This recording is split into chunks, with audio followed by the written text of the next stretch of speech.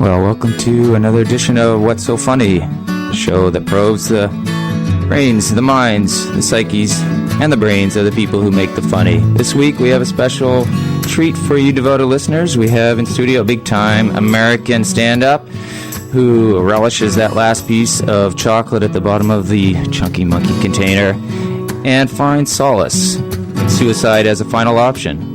Tonight, we welcome Marc Maron, and he's brought along a special guest of his own.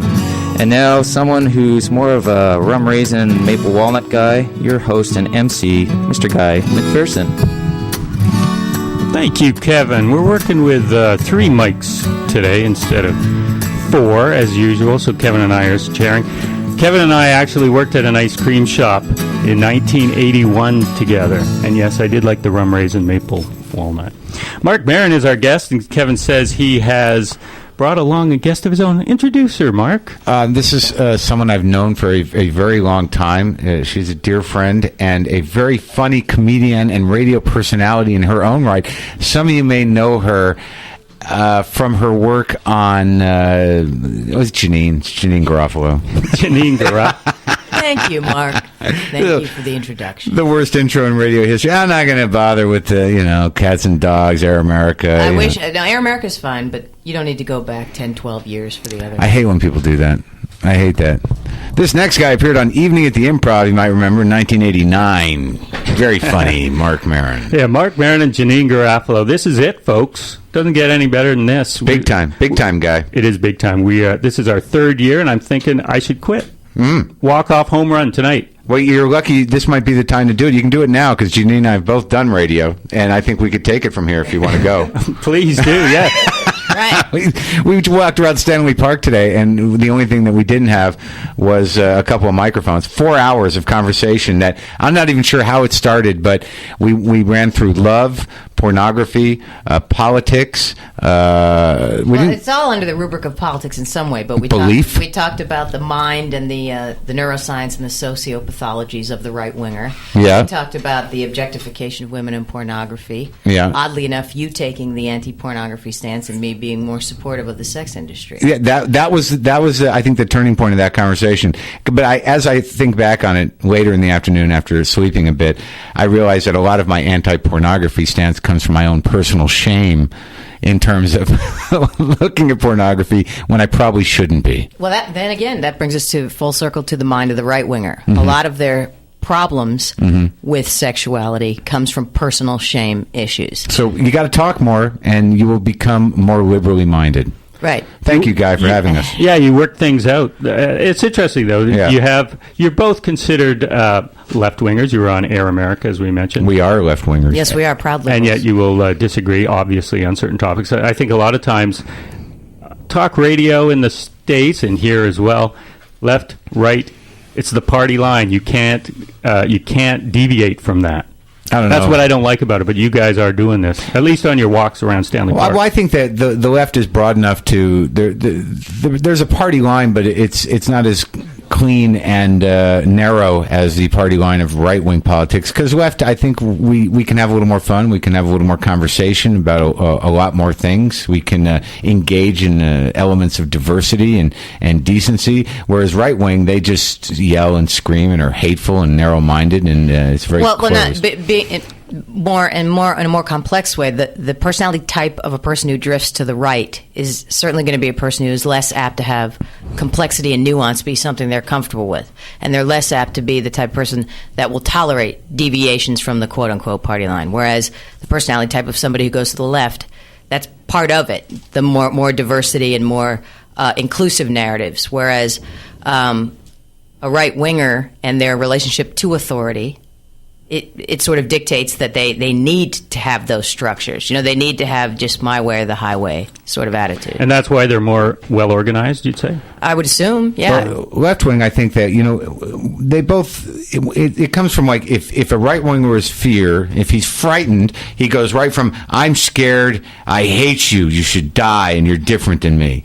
And a left-winger is like, I'm scared, can we maybe talk about why I'm scared, and maybe talk about your part in it, and I'm willing to accept my part in it, and maybe we can work through this and find out if the fear is valid, and if it isn't, maybe we can work through it together. See, it's a difference. Now, you have friends, obviously, who are right-wing? I have no friends. No friends, period. Janine is it, and that's occasional. Janine, how about you? I know your father's a right-winger. Yeah, I have, relatives and friends who lean toward the right. I don't know about right-winger per se. My father certainly will self-identify as a conservative Republican. Now, he is not a George Bush Republican, which is not a Republican. That's sort of a... I don't know what you'd call that. There's a mix of some corporate fascism in there and some anti-intellectual religious superstition. But this Stephen Harper I'd like to talk about. Yes, please do. Stephen Harper is currying favor with the religious right and, taking a page from the Jerry Falwells, Ralph Reeds, and other strategists from the American religious right and their political duplicity. And then there's, of course, the sort of growing Christian nationalist movement. Yeah, we're all going to be wearing the same outfit, singing the same song, and it is going to be onward Christian. Well, that's in focus. Ottawa. You know that article in the Globe and Mail yesterday about the rise of the Christian right, with the help of Stephen Harper's cohorts. My father, I come from politically. My father is a narcissist and a manic depressive. So that sounds like a right winger to me. Yeah, but he's not. He just doesn't have the discipline or the conviction to be a right winger. My father is so selfish. When the Israel started bombing Lebanon, he called me up and he goes, "This is it. I think this is it. This is the end." Well, he's so self-centered that I think there's part of him that would really like the world to end around the same time that he does, so he doesn't miss anything. There is that element. You see it on CNN. And the Daily Show was talking about this. Is this the end? End times, Armageddon. They're just selling TV. Yeah. Well, there could be. I can think in terms of saying, "Is this the end? Will somebody blow somebody up?" But the end times, as in Jesus is coming back stuff. That is the most embarrassing type of talk. When Falwell or when the 700 Club guys are on 100. Why do they do it? Why do they want? They don't want anyone to know that Jesus has been back here for years. He lives in Maine. Really? He's been there for 20 years. He's off the grid a little bit. He doesn't pay taxes under a pseudonym, and he lives in a small shack, and they make honey. Working with Elvis, probably. Yeah. No, Elvis is dead. That's ridiculous, okay. guys. I'm sorry. But Jesus is in Maine. There's no question about that. Marc Maron and Janeane Garofalo are our guests this week. If you would like to call in, ask them a question. Perhaps you saw them at the CanWest Comedy Festival, which ended last night. Some of the volunteers are still following Janine and I around. They're out in the back. The phone number to call is 604-684-7561. Kevin would be happy to take your calls. I want to share my new idea because I'm determined to make it a bit of some kind. And I talked about it with Janine today, and it's on environmental issues. There was a big article, a series of articles in the LA Times a couple of weeks ago about the condition of the sea, of the oceans, and how global warming is affecting the oceans. And that eventually, if things keep going the way they're going, the oceans will be, as far as life is concerned in them, will be nothing but prehistoric toxic algae, jellyfish, and squid, which led me to believe that not only economically are we moving towards a Chinese planet, but also environmentally, because really they're the only culture that knows how to prepare those items properly.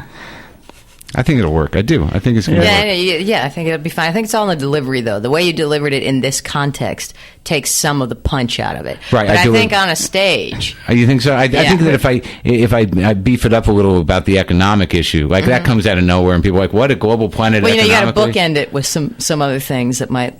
Maybe a funny Chinese racist voice. Yeah, maybe something or something about the driving. People love that, especially in Canada. Open it like especially that, in Vancouver. Yeah, Vancouver loves a racist joke. I found that Canadian drivers in general are not terrific. Am I wrong?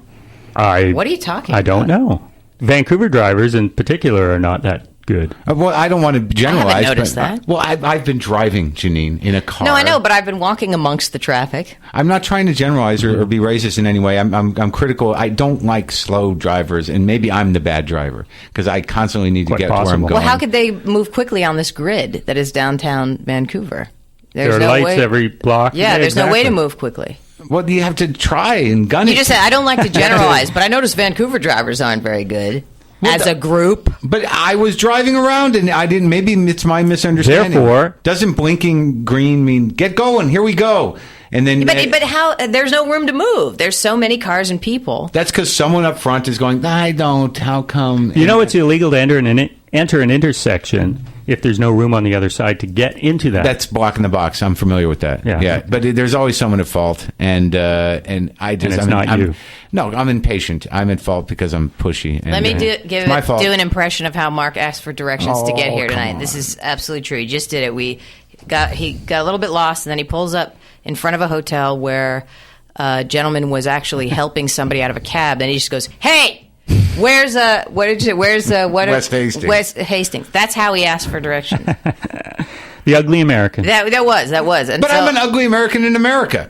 I'm not going Right. to own that. So I overcome. Thank you. I did the old so thank you. Just to make sure, because we're already living down so much bad rep because of the Bush administration that you really feel you have to compensate. Although, like I said, with this Stephen Harper fellow, Stephen you guys Harper, are you going wanna to get have back- a little taste very soon. Compensate? What are you kidding me? When I travel anywhere abroad, I say I'm Canadian.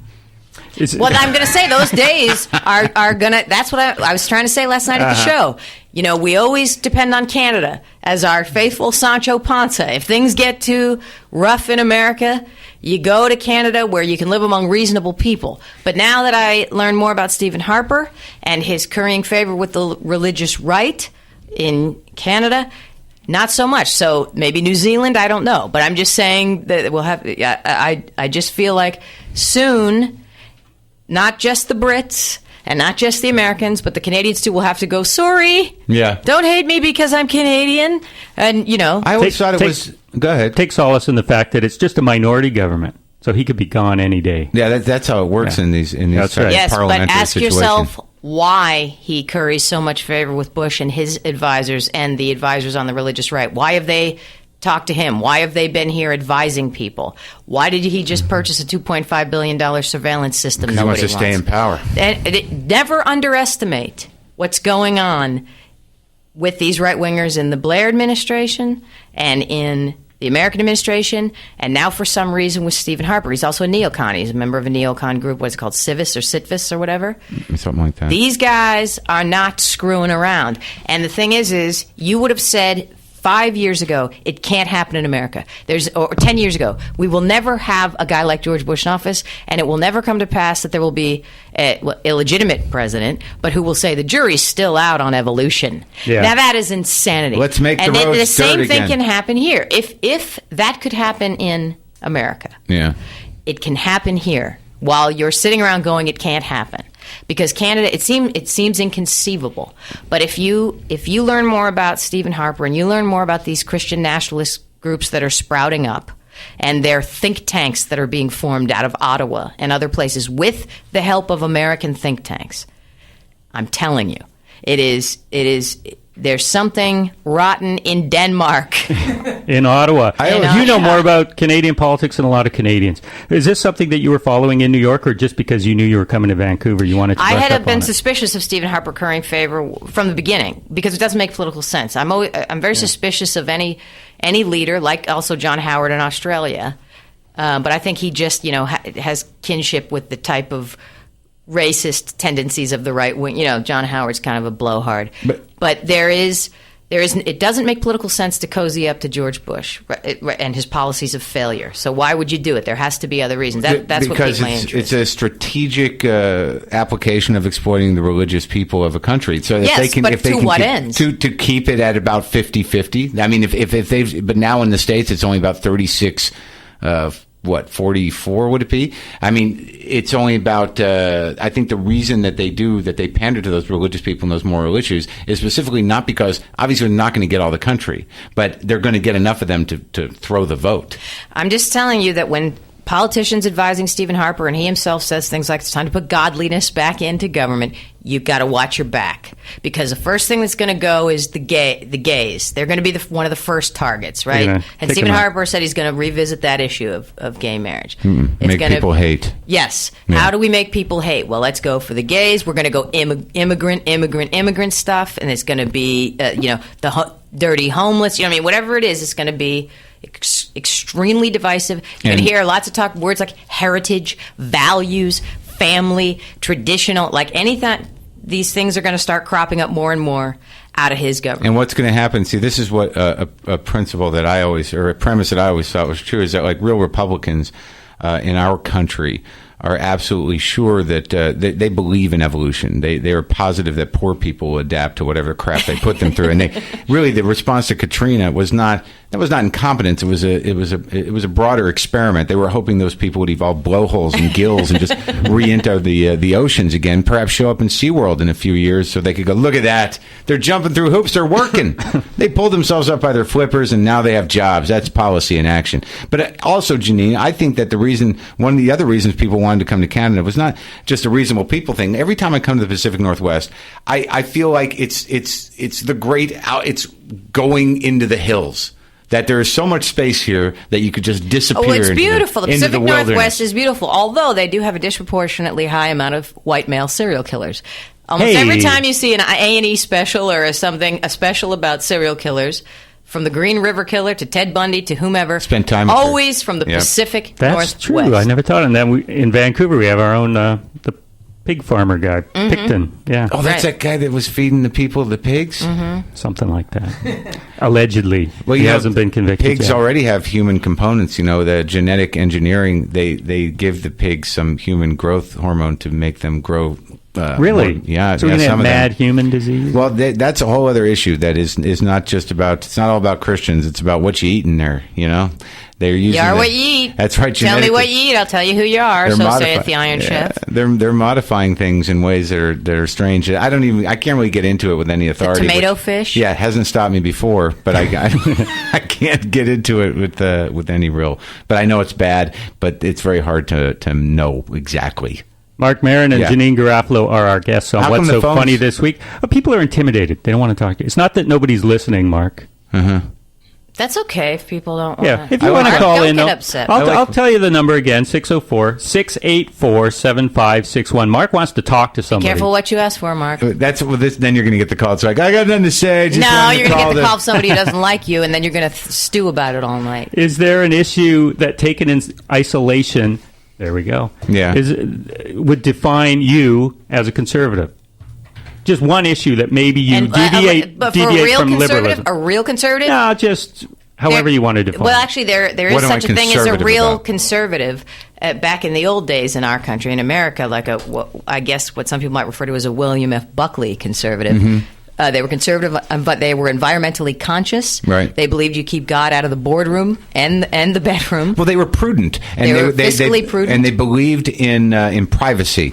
And But they certainly believed in maintaining and managing our resources. And I think their idea of what free market capitalism looked like did not involve greedy people that would undercut the quality of everything in order to salvage their bottom line at the risk of killing people. So in that sense, for real conservatives, liberals and conservatives share a great deal in common. But that's not what kind of conservative America is dealing with now. Not since the 1980s and the conservative movement radically shifted and Ronald Reagan very deliberately announced his candidacy in Philadelphia, Mississippi, where the civil rights murders took place. Mm-hmm. He did that on purpose as a clarion call to all racists that the conservative movement was now going to really be something different. And over the last 30, 40 years in America, the conservative movement has morphed into a very ugly, very divisive, very powerful movement. I'm a little conservative lately in terms of how I've been viewing obesity, and I'm a little ashamed of it.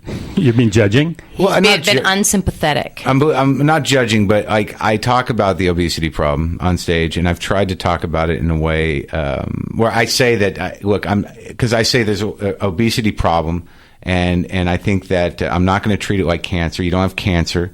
You're not crippled. You're fat. And the reason that you're fat is at some point you did the work, you put stuff in your mouth, and you got fat. Personal responsibility. That's it. Yeah. With this particular thing. And I know it's hard. I deal with addictive issues myself, and maybe I'm being a little sensitive, but I've been trying to introduce this premise of the government getting involved by creating task forces of fat marshals, not unlike air marshals, who go to restaurants, fast food outlets, chain restaurants. You don't know who they are, but they're there for one reason. If they see a 300-pound person about to eat some ice cream or pie, they just jump up to the table and say, "Are we really doing that? Are you really doing that? Look at yourself." And then they flash their badge and they say, "Let's get you a healthier option." Knock the hamburger out of their hand. Maybe we should have manners marshals.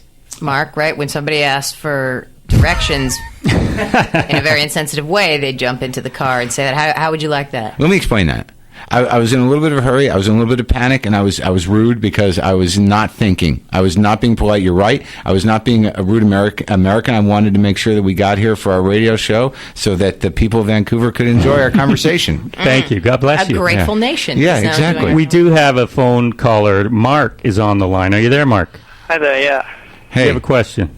Oh, yeah, so I was just, like you guys are just talking about conservatives and stuff, and I was wondering if you've looked at Fahrenheit 911 book. No, not the book. The guy's like, How to Talk to Your Right-Wing Conservative Uncle. yeah. And he makes this like nice point is that, there's conservative people and there's liberal people, and, like, being liberal-minded is also accepting conservative people, and you basically want to have like a good conservative bank manager because, sometimes making a conservative decision is a good thing. Right. And I thought that was a really nice point because I was always like seeing how like the left wing and the right wing kind of sometimes have similar ideas, and I'm all for like seeing how those kind of left and right could maybe wrap around and sort of join on the other side. Well, there's a difference between a conservative and the type of right-winger that we're talking about. Right. There is a big difference, and I am not interested in any way with building a bridge with a right-wing, racist Whack job. and the theocrats who have started to dominate the Republican Party in America. There is no point in trying to build a bridge, and that's like saying, you know what, I want to build a bridge with the Klan. There must be some area we meet on. Yeah, You know because what I mean? do know a few Jewish people that I'm uncomfortable with. I'm not uncomfortable with all of them, but I think I've met a couple. But I think what he's saying is true, is that there are issues, and I think there are issues within certainly the American Republican Party where there is a schism between these right-wing whack jobs and people who believe in conservatism. That's understood. But we're not talking about there is But common that's what he's cause talking between about. the reason. Yeah, but he's. I think he was saying that as if we didn't understand that. Well, he was saying, like, you kind of want the guy, your bank manager, to be conservative, as if, like, I'd like my bank manager to be liberal, actually. Right. Well, I think what he was referring to is that you don't want to go in and say, how are my investments? And they go, we gave them all away. Right. Why are liberals bad with money? Yeah, what does yeah. that have to do with anything? Yeah. Your politics have nothing to do with how you are with money. We just thought you'd want to Look give at Jack all your money. Abramoff, for Christ's sake. Yeah. So who are some reasonable conservatives? You have to.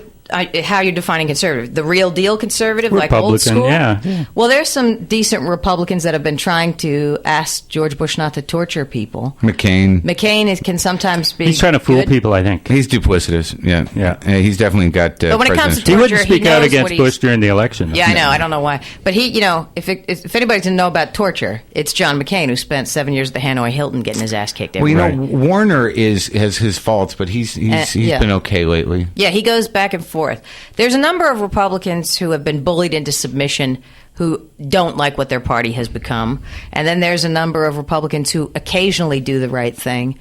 And then quickly say, hi. And then they quickly back down. Yeah. But they get, it's tough. It's tough. It's like high school. They really take it on the chin when they speak out, if they step out of line. And But that's honestly, what you were saying today is true, though, too, about how the international community is treating Bush, because like people like Hugo Chavez and people like Ahmadinejad, they realize that they can say whatever the hell they want about him because the military is overextended. It's a huge farce in terms of what his credibility is internationally. The possibilities of him truly bombing Iran, I don't think are that real. although I wouldn't put it Right. past It's right next door to where they are now. Well, no, there's but- already covert ops going on in Iran. But if he did, that would that would start some sort of global repercussion that we would never come back from, I believe, with China and Russia in terms of how much oil they get from Iran. And by the way, this show is hilarious. I was just going to say, these are comedians. Marc Maron and Janeane Garofalo, also quite political as well. We have another caller, Paul Bro, former guest on this very show. Paul is on the line. Hi, Paul. Hey, guys. Enjoying the show tonight. I saw both Marc Maron and Janeane Garofalo shows this week at the festival, and they were great. Thank you. And we do want to apologize Suck up. for we've got Bush with a brain up here with Stephen Harper, but at least we have more than two parties, so that's what we're hoping. Eventually, we can keep them in check or get rid of them. Do you think there's ever potential for a viable third party in the States? Yeah, there's always potential for it, and there is. Certainly the Green Party has made a statement. And it is unfortunately a rigged game. And also, the thing about Americans is that many of them are stupid, and they really... That can be said anywhere, though. No, I know, that's true, Mark. You can say that about I'm saying, in terms of politics, in terms of what most Americans actually know about politics, it has now been so geared towards team sports that the introduction of a third team would really baffle some people in terms of... because there's no tournament. The two parties... But Mark, that's the same anywhere. You travel anywhere internationally, you talk to young people. Most people don't know about their political systems. Look at what's going on in Thailand right now, where the people are applauding the military coup. Not that the guy who was in charge was that big a deal, but people helping the military coup that's shutting down the TV But I'm stations saying even and stuff. smart people that I know will not vote for a third party because they think that vote will be wasted. I know, but there's a lot of smart people who did vote for the Green Right. Party. It's the same thing with the United States, where you see the poor and impoverished actually voting for the party that's actually, oppressing them. Exactly. They've been fooled.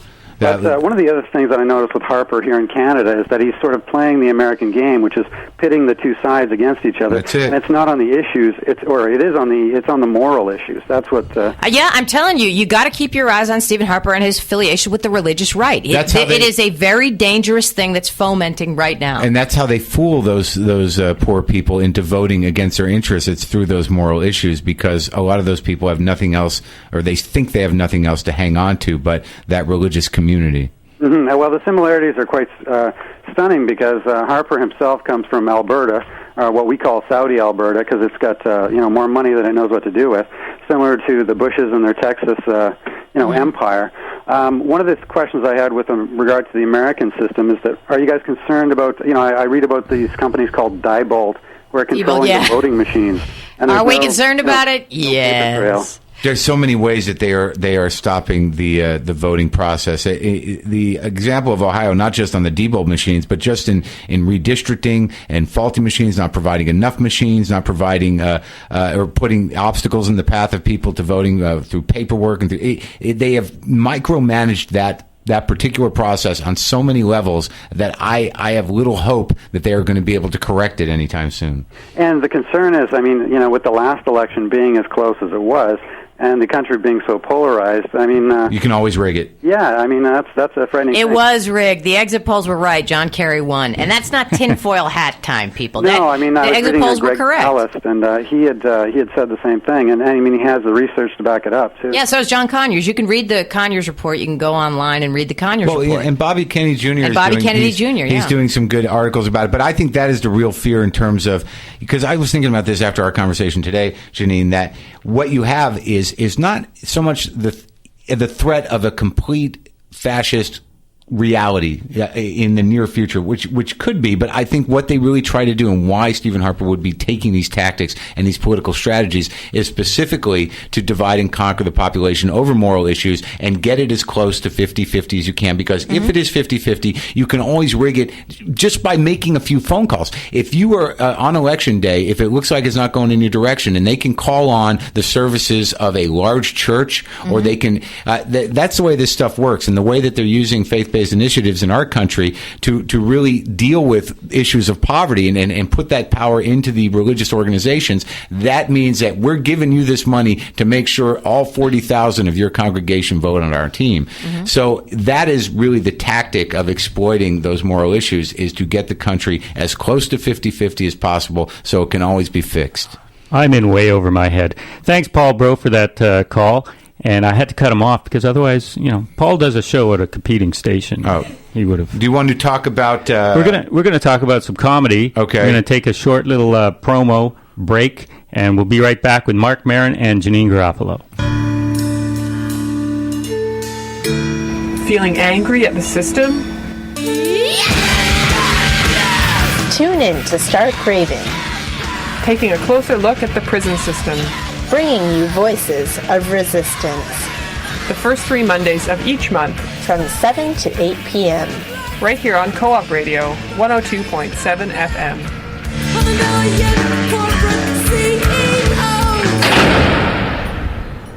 And we're back. I'm Guy McPherson, along with... Yeah, that's all we need. Wow. Just a little You breather. guys are lucky. At Air America, there's insufferable... I went into that mode, into radio show host mode, where I heard the promo come on. I'm like, okay, so we got 7 or 8 minutes. I know, that's what I did. I Go to took, the I took bathroom. the headset off because you could go out and smoke with the amount of time the commercials are there. Nope. What do we have, 20 seconds or something? We're back, and we're going to be talking. Marc Maron and Janeane Garofalo, if you have a question, give us a call, 604-684-7561. The festival just ended, as I mentioned. Did you guys have fun? Was it worth all the hassle at the border to be up here? Oh, boy, I had a great time at the festival, actually. I have never been... more excited to do stand-up comedy in my life. Really? Why is that? I don't know. Maybe I finally just started liking it after 25 years. It was good, though. All the audiences were good. A lot They of were good great. comics up here. Every venue, it was great. It was really good comedy festival. In terms of why I like doing stand-up now, I mean, I did 2 years on the radio, and I loved it. I love doing radio, but it did... Because I was doing morning radio, I wasn't able to get out at night and do stand-up, which I didn't realize how much I missed. And now I don't know. I guess I'm not as frightened, or I don't care as much as I used to. And I've got new ideas, and I'm just excited. All I want to do is stand-up right now. You've gone through that. I remember when you've gone through that. Yes, and I actually, now that I don't work at Air America at night, I have more opportunity to do stand-up, and I Do you feel really itchy? like it. I Right. really like doing it. But this was just a particularly great Awesome. festival. Interesting. And yet the logistics weren't always there. The organizational problems. I heard David Cross talking about that last night at Best of the Fest. But I don't know. I rented a car. So I didn't have I to walked rely. everywhere. Yeah, it wasn't that bad, and all the venues, though some of them were interesting and a little difficult, were great. The audiences were great. I had a couple of nights where I had some vocal, not opposition necessarily, but you were at both of those shows. I was. The first one at Yuck Yucks, 4 people right in front. They loved you, but they wouldn't shut up. Right, they wouldn't shut up. And when you have that situation as a comic, I don't necessarily have a problem with engaging with people, but if they're sitting right up front and the people in back, they can't hear what the people up front are saying, and if I don't repeat it, it becomes a very insulated thing. And they were getting a little irritating and disrupting my timing, and I got angry at both shows. that was funny because very little industry was up here. I heard there was lots. Well, there was, but that's the official one guy who was up here actually books a few rooms that I would like to play that I haven't played in a couple of years. And the one show he was at of mine was that one at the Media Club where, for some reason, I'm going along good, and someone said something, and I'm not even sure if she said what I thought she said, but she said it out of line, and she interrupted me, and that thing came out of me. That thing that is supposed to be kept Your hidden. lesser nature, your Republican side. That angry, wah. And I need that guy in there writing jokes for me, but he's not supposed to make an appearance on stage. So it was that moment. You lit into her. I lit into her in a not funny way. I left the stage. I threw around some harsh language, but what was interesting? Got right back on stage, picked right back up where we left off. Do you hate yourself when you do something like that? No, I just find it unnecessary, though completely cathartic and relieving. I used to do it a lot more often. Did you say that? I used to do it more often. I used to snap more often because it used to be quite entertaining. You used to actually know which comics would snap and kind of wait around for it because that freedom of not caring about the audience for as long as that snap takes place was something to see. But as it became more of a business, there were fewer snappers. And I don't do it as much as I used to. Do you get hecklers still? Occasionally, yeah, and I never have anything to say, so I just say I don't have anything to say in response to that. I'm a terribly inconsistent comic. I frequently bomb, and every once in a while there's people who shout their discontent, and I always will say I have nothing to say, or I don't know what you want or need. I don't know how to entertain you. You know what I mean? Like it's what I'm doing isn't working, or passive aggressive. I ask him how I can help. No, I'm genuine. It's a genuine inquiry. Yeah, I like talking to him. Sometimes sometimes it'll provoke you into areas that you didn't know. Like sometimes I find that I'll create an environment in a comedy room where people will just start talking. It's happened my entire career. It must happen to you. you, because you're very candid as well, where somebody will just be so engaged with what you're doing on stage, they'll start to get involved with the conversation. Yeah. Like, yeah, I know. And then it's weird because the fourth wall is gone. And sometimes if you engage in those conversations and you make yourself available for them, new things happen that you might want to happen and might want to keep. You say you frequently bomb. Did you bomb up here?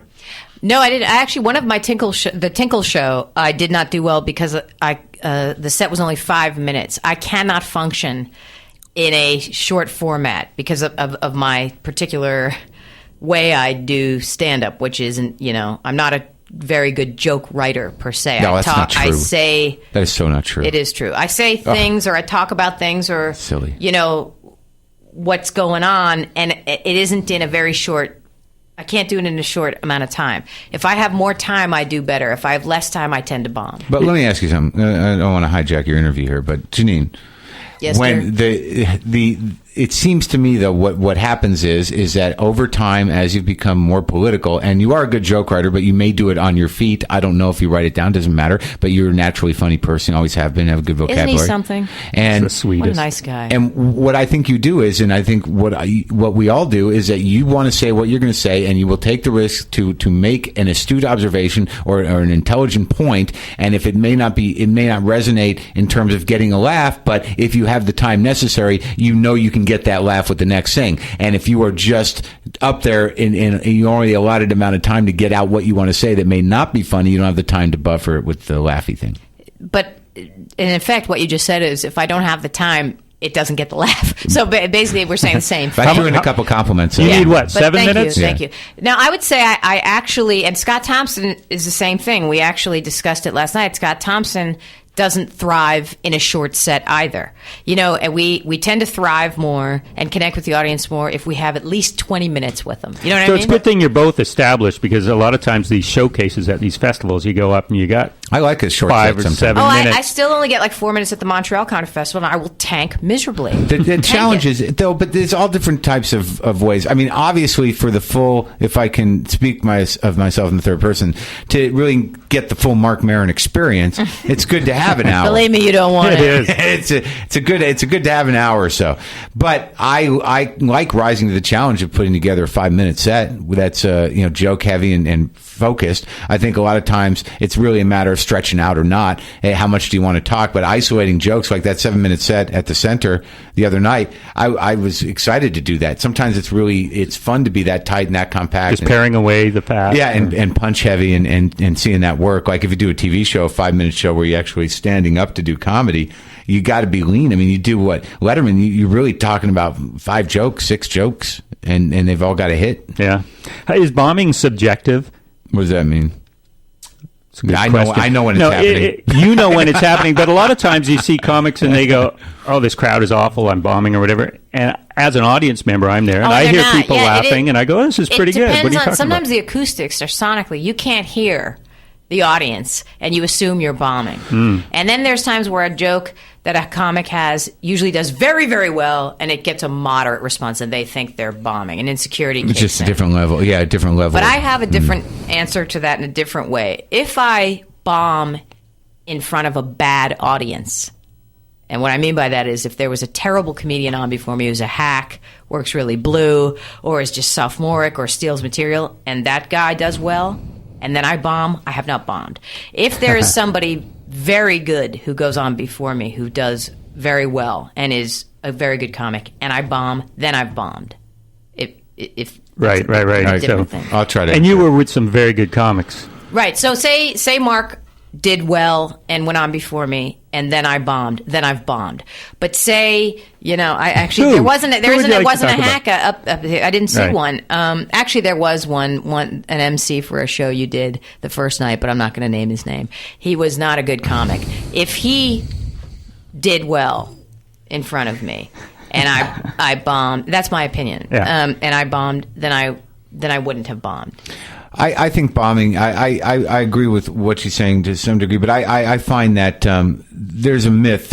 I'll agree with her in saying that there are good and bad audiences. That there was an old sort of adage where you can never blame the audience, and that's crap. You can totally blame an audience. Sometimes they stink.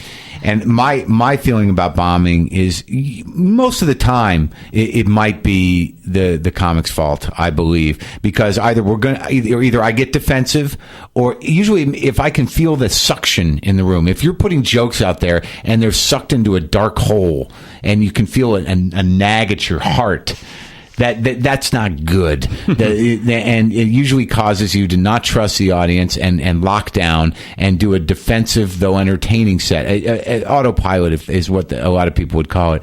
But I don't like to engage like that. But really bombing, where you get no laughs, that's usually because I think you've detached completely. And for whatever reason, either they stink or not, I find that if you detach completely and you're walking through it, because I've had those moments. Have you ever pulled out of your body and just watched yourself on stage? Well, yeah, of course, and I've been terrible. But a lot of times, yeah, of course, I blame myself sometimes. But then there's been times where I genuinely cannot understand what the audience is laughing at. When there's a comic on that is so sophomoric or so hack, or is doing material that was maybe current in 1985. You know what I mean? And the audience is laughing uproariously. Yeah. I find that strange. I used to get very defensive. I used to let that really screw my head up. And the truth of the matter is they might ruin your possibility of having a good set. But if I go up there assuming that because they laughed at that guy, they're not going to, I'm going to lose, a lot of times I'll manifest that. Mm-hmm. The new whipping boy in comedy seems to be Dane Cook. Andy Kindler did several sets. Trashing him. Is somebody like that who you're talking about? They're not. When people are critical of the type of comedy Dane Cook does, they're not trashing Dane Cook. They're trashing the type of path he's chosen, and actually more than that, the audience that thinks it's hilarious. Yeah, I believe so that. It's not Dane Cook, the man. It's what he represents culturally. It's the representation of what. But it's his act too, right? But I think, since you don't know Dane Cook, the man, it's hard to go after him, and that's probably not what Andy's intention was. What he's commenting on is there's thousands of young people going insane over what seems to be mediocre. Isn't even the word. You don't know what to say about the material. An empty vessel full of fuel. That was in some article. That's mine. About. That's yours? Yeah. Oh, I thought that when people were reading that quote, they were reading some writer. No, I didn't know that was yours. Yeah. It's well done. Thank you. You know what I mean?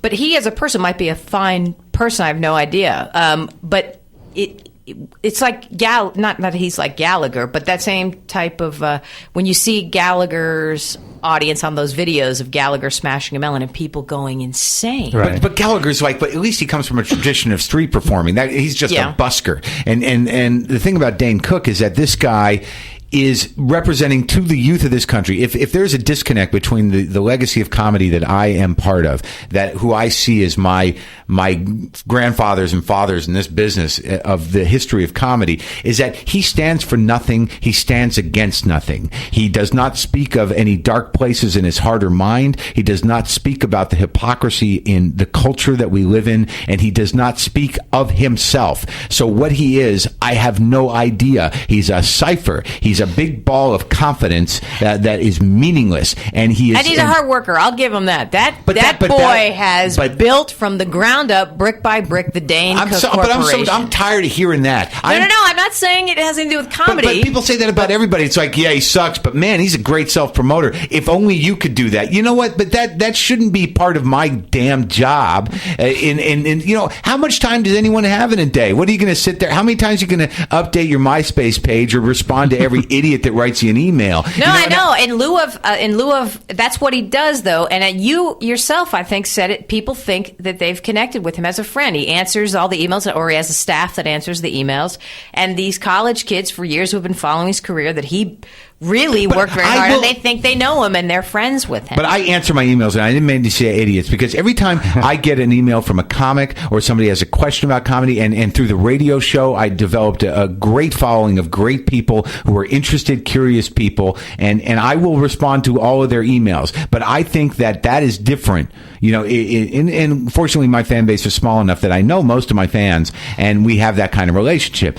But I will say this, that I think it is a lie. I think think that what Dane Cook does is he is all about business. He is all about extending his narcissism into dollars and making these people feel like they are part of something bigger. And I think he feeds on that. I think he's no different than Anthony Robbins in the what he's putting out in the world. That confidence should be rewarded over talent or insight or thinking. And I think he certainly isn't the only one doing that. Then, but what I'm saying is Scientologizing is what it is. He, I'm sure, would tell you he was very funny. Guys like him tend to think they're very confident. Right. Like a lot of comedians, but maybe he's just masking his insecurity. It could be, but I don't think so. Okay. But I'm not going to give him that either.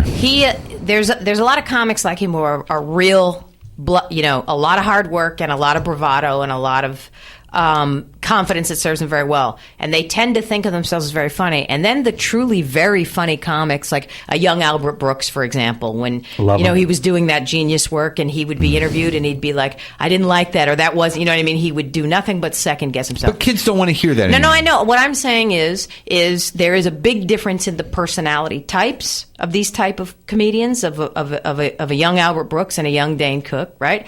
And a huge different audience completely. But the whole culture is different. That now, like they're in the 70s, comedy was dictated by Jews and analysis. It was dictated by insecure Jews. The entire culture was more sophisticated, was more intelligent. That is not true. That is absolutely not true. There, you can go back to the archives, Mark, and you can see some hacks on Carson in the 70s. No, of course. Okay, and fine, on the fine, road. fine. And when I started doing stand-up in 1985, there was no shortage of road hacks who had been doing it for years. But I'm saying intelligent comedy. I'm saying that in my recollection, even people like Albert, okay, well, let me just give you the line that I wrote about that in terms of if you are a talented person and you are not successful, there's probably something inside of you stopping you from being successful, and sadly, it might be your talent. Huh? I just think that talented people, that truly gifted people like Albert Brooks, that bear the brunt of being sensitive enough to use their talent to explore the darker elements of personality. And we're not talking about Mel Brooks, by the way, as much as we love him. Right. We're not talking about Mel Brooks. We're talking about Albert Brooks. Albert Einstein Brooks. It's that the amount of self-doubt that comes from being a good cultural critic can be paralyzing. That's all I'm saying. Mm-hmm. What about the fact that he's just out there entertaining people? Screw that. What are you talking about, guy? That's not part of it. Well, and that that's what I was sort of saying. There's a wide range of comedic styles, and hey, let them have it. I believe that. It's a shame that that's what is really popular, but the Republicans, it's a shame that they're really popular. No, I actually don't have a big problem. I was just trying to answer your question. What I was saying is it is perplexing to me. But I don't understand what they're laughing at, and I don't understand what drew him to comedy. But he's part of the same momentum. But the thing is I'm usually, there's tons of male and female comics since the dawn of comedy time who have been like that. They were funnier. Bells and whistles. No, stop it. There has always been hacks. There has always been talent. He's not a hack? No, he's just bad. He's almost like, if you're going to compare him to somebody. So what's a hack to you? A hack is somebody that does, mundane material that you can't even attribute to an author. Why are we even spending this much time talking about him? Well, no, I think there's something to be said. I think that in terms of what he said about Republicans and about the type of Dane Cook claims to be entertaining people away from the pain of their world. That is the nature of his entertainment. And I think he is so mediocre and such a high energy, boring person that he's just really entertaining people away from other entertainment options. That there is a culture of kids out there that do not want to challenge themselves, that are not curious about things, that do not want to see darkness in anything, that believe that if they are just proactive in their lives and positive thinkers, that their life is going to be good. It's selfish, and I think the whole idea of self-promotion as being something that is rewarded is completely selfish and careerist in a way that you're that so frightens vehement me. about this, Mark. You're giving him. I think we got to stop talking about this because we're giving it way too much heft. You know what I mean? Like, I don't think he's in any way thinking the way you're thinking, and I'm sure I have the same problem. Oh yeah, of course. But I think Dane Cook would tell you he's very funny. I'm sure he believes that. I'm sure he thinks it's not just. Are you very funny? No, I am not. Not at all. Mark, are you? Yeah. Yeah, you. So Marc Maron would tell you he's Marc very Maron is funny, very. too. I am not very funny. She's very funny. I am not. That's not naturally- true. you're naturally I am funny hit or person. miss. I have good As a nights and bad professional, nights. but you're a funny person. That is sometimes. But Right. but You guys started out together, didn't you? Kind of. Around the same time, around the anyway. same time. I started in '85, but I think Mark maybe started earlier than that. A little earlier, and then but we ended up at the same place around the same time, which was the cauldron that spit out Cross and CK and myself and Janeane and a few others that you might not know in Boston. I bet you there's a lot of people listening who don't know Chuck any Sklar. of us. They don't know you, me, Cross, or CK, or anybody you're talking about. They know Dane Cook, maybe. We have a very They don't know that sophisticated many. comedy audience. Oh, that's good. Yeah, they might not know Dane Cook as well as they know you, actually. Actually, up here, you're probably right. But they know that guy Russell. What's that guy? Russell Peters? Yeah, Russell Peters. Huge. He's huge. Huge up here. Do you know that guy? Mm-mm. I don't know him either, but apparently he's big. He's big in the States, too, isn't he? I don't have no idea who he is. I don't know He's who an that is. Indo-Canadian. He's not big in the States yet that I know of. Not on my I saw him radar. on Jimmy Kimmel recently. That means nothing. No. Yeah. I'm kidding. Jimmy's a nice guy, from what I understand, and his show He is very nice. Yeah. But I don't know. So what were we talking about? Nothing. I don't know. Are we funny people? You just asked if we were funny. Right. Marc Maron and Janeane Garofalo. That's what I go to when I draw a blank. Mm-hmm. You're listening to What's So Funny on CFRO 102.7 FM. How much time do we have left? Oh, a few minutes if you... Gosh, that went by so fast. Didn't and we we say? spent an enormous amount of it on Dane Cook, It wasn't that, unfortunately. but I think it was a window into some other things. Yeah, the audience's window into your vehemence against that guy. I have nothing against him. You sounded as if you were particularly upset with I have him. no personal problem with him. I have a problem with the Let's keep going with it. The culture of self-promotion and being rewarded for being okay. I have a problem with Yes, that. but that has been then. Yes, of course, but that is the majority of mainstream pop music, and the majority of mainstream actors, the majority of mainstream That politics. sounds like a lot to be vehement and Yes, angry there about. is. So I guess it should be that we are not. That using should have him. been clear. It sounded like you were really directing it at him. I don't care about that guy. Well, you guys are both credited with starting, for lack of a better term, alternative comedy. I know you don't like it, Janeane? I don't like it, and we didn't start it. Oh, you didn't? Do we know who started it? There was groups of comedians, as I told you when we spoke before, LA, yeah. in different cities that were sort of doing a similar thing at the same time, going outside of the comedy club proper to do And that's nights of all it stand-up. means. That's all it means. It doesn't mean anything other than, alternative just means alternative to a comedy venue. And No it's fine. stylistic difference? Well, there are stylistic differences that just happen to be part of the personality type of the people that tended to want to do stand-up outside of the comedy club what's proper. amazing is they always said that alternative meant that no one makes money, but now those comics that built those spaces where they could have the freedom they needed to find their creativity outside of what was a very sort of strict context, which I came up in more than the alternative places was regular comedy codes. But these people are now big comics, and it really proves Like them the all comedians wrong. of comedy, Dave yeah. Cross, Maria Bamford, Brian Posehn, Patton Oswalt, Galifianakis, Zach Galifianakis. And all of them avoided the comedy club in terms of coming up through them. It's better audiences outside the comedy club proper. There's no 2-drink minimum and a high ticket price, right? So it's more democratic in that way, more and young, and it's not age. There's no age limit for the audience, and you can take your time, and you can say things that are actually true, as opposed to being on a stage at like a Funny Bone or something. And That's a jokey joke. and making things up. But I like you know that, what I though. was thinking about yesterday? This. Like I don't mind that, though. It really I bothers me when people are clearly making things up. I still consider myself a club comic. I've straddled both worlds all the way through Yeah, but it. you don't make stuff up. No, I don't make stuff up. That's what I'm talking about. Like the other night, the comic I was talking about that wasn't my cup of tea. I could tell. So you know what my daughter said to me yesterday? No, she didn't. Why are you saying that? You know what I mean? Like What if she said she said it I'm not a going to few be weeks more ago? specific. No, but what if but you- the thing is the whole thing was contrived. Yeah, You know what I mean? I hear you, yeah. And You know, George Bush last week actually said in a speech, "I was reading a book about Abraham Lincoln today." No, you weren't. Your handlers. And that's not a were. joke. It's absolutely true. He said it on. No, you were not. And because he wanted to put in the Christian rhetoric about the Great Awakening. Right. And you're talking about the Second Great Awakening, and I'm But I sure think- you'll hear about it here in Canada. But I was like, dude, you did not read a book about Lincoln today or any other day. Right. You know what I mean? But Don't a lot of people say make that. stuff up. Yeah, I mean, comics make stuff up. It's all- I know, but I don't like that. so the bottom line isn't just funny. It has to have No. truthiness. No. It would Truthiness. be. It would be better if people could find a way to say something funny without contriving situations. But Janeane, you like a lot of the old time comics, right? Growing up, that did precisely what you're talking about. I love Nichols and May and George Carlin, as I told you, Yeah. and Albert Brooks. This is all truth stuff. And now Albert Steve Brooks Martin wasn't so much.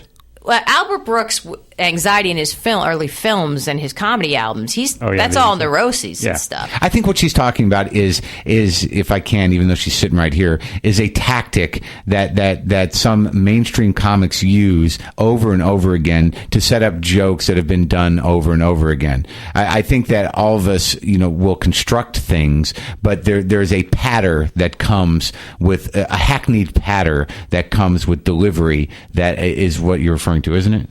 Yeah, but also, like, you see this thing about such and such, like, you see the Survivor, you see this thing. When the person doesn't have an emotional investment in Survivor, he's just talking about a pop culture thing. They just know that everybody can relate to it somehow or they'll- knows about it. Yeah.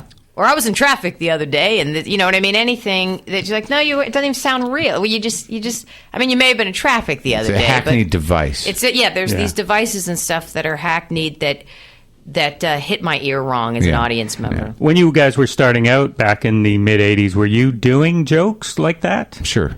Yeah? Well, I mean, if they weren't like that, they were. I don't think I ever. Before you found your voice? Well, I always kind of twisted things up a little bit, and she was always very real. I mean, I never knew her to write a joke that didn't That happen. worked.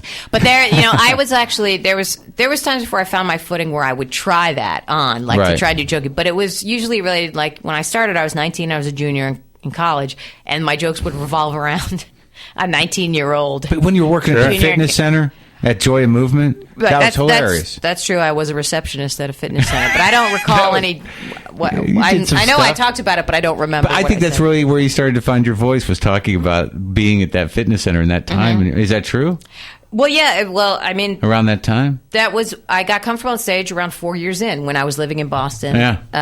And doing a Zito and Bean show on Sunday nights Sure. and stuff, and working at the Joy of Movement. Yeah. What did you think of each other's comedy back then?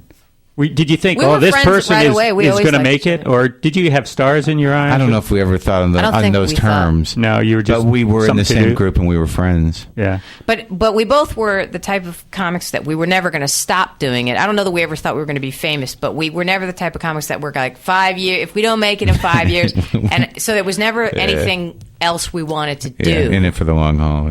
Yeah. But I don't think we ever talked about so and so's going to make it or so and so's not going Right. to make it. Yeah. Well, you've both made it because you've done this show. That's right. We have officially arrived. Yeah, I feel Thank you so much for Thank being here. you. It flew by. Marc Maron, Janeane Garofalo. I should retire after this, but we're not going to. Where's our theme music, Kevin? There it is. Thank you very much. There's our little guitars playing us out. Mark, Janeane, anything you want to say before we get out of Nobody here? wanted to call us. Where can we get ice Two cream? calls. Can we get ice cream somewhere now? There's got to be. If not, we can go to like 7-Eleven or a 24-hour Denny's. supermarket Okay. Yes. and get some. Okay, yeah. I'll lead you on the You way. are so stoned right now. Dude. That Israeli pot, man, it will knock you on your ass. Thank you very much. We'll be back here next Sunday night at 11 o'clock. Tune in, won't you? Thank you. Good night. Somehow.